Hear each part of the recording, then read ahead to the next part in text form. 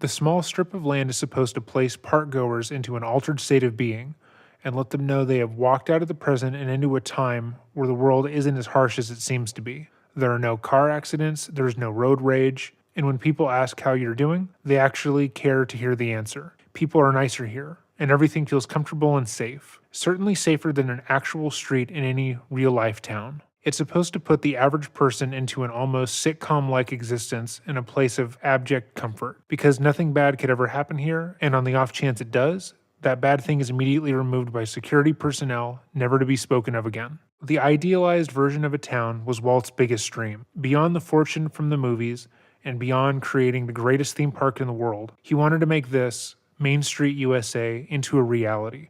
He wanted to create a town that was perfect, as lovely as it was safe, just like the one he created in his theme park. However, as you are all most likely aware, he never got to do that.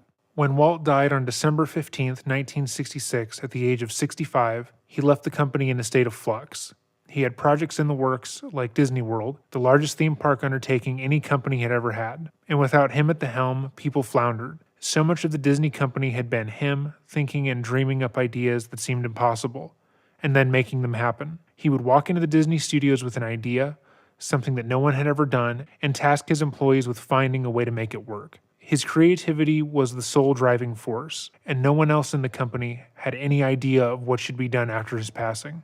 The Florida project, also known as Disney World, was able to be finished by Walt's brother, Roy Disney, and was a massive success. However, he too had passed the same year of a stroke, leaving the company once again in a state of flux, this time with no Disney at the wheel. For several years after, Imagineers, executives, and people in the company simply worked on projects that Disney had talked to them about before he passed. Their priority became to do the things that they knew Walt had been interested in, things that he would be passionate about, trying to recreate the magic that seemed to come effortlessly to him. Everyone at the company was looking through their notes, trying to find out what Disney would have wanted them to do, why he would have wanted to do it, and how to make it work. When pitching ideas or trying to think of what projects they should work on next, the project that felt the most like Walt would usually be picked, with all the others falling to the wayside, even if other ideas were better. What would Disney do became the question on everyone's lips, and no one knew how to answer it. For years, Disney ran in the shadow of Walt's ghost, with the express idea that he would have done what was best for the company.